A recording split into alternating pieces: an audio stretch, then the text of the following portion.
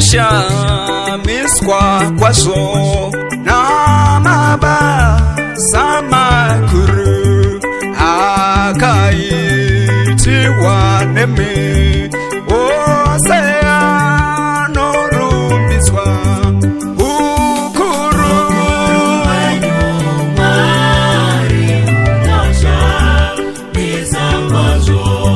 Ukuru hwenyu Mwari unoshamisa kwazvo. Kana ndarangarira mabasa ekudenga, kana ndarangarira mabasa epanyika inobuda misodzi, kana ndafunga ivi inobuda misodzi, kana ndafunga ivi.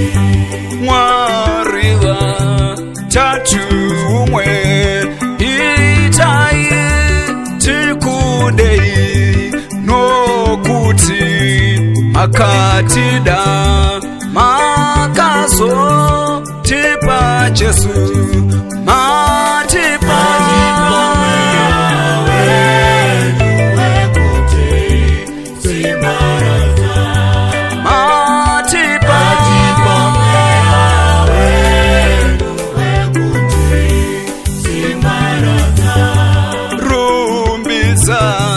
iwe denga, rumbiza iwe nyika, rumbiza iwe kungwa, nesunga tirumbidze uyu musiki wedu waneru noruguru. Uyu musiki wedu waneru noruguru.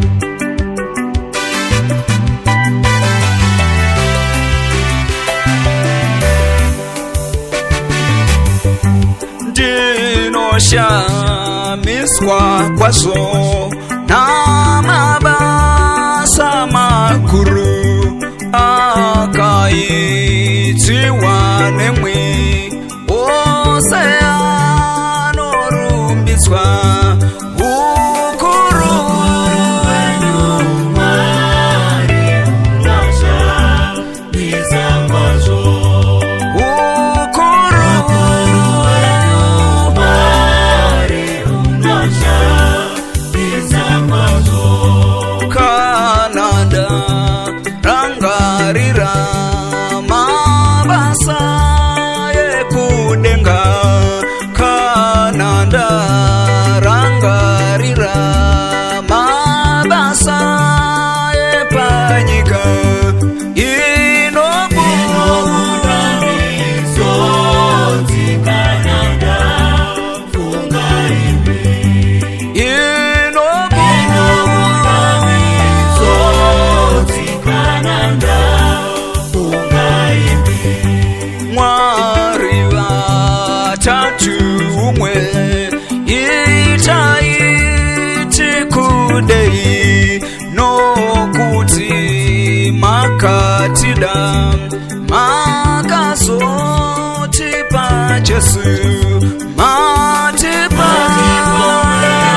wenyu wekuti simbaraza, matipa wenyu wekuti simbaraza.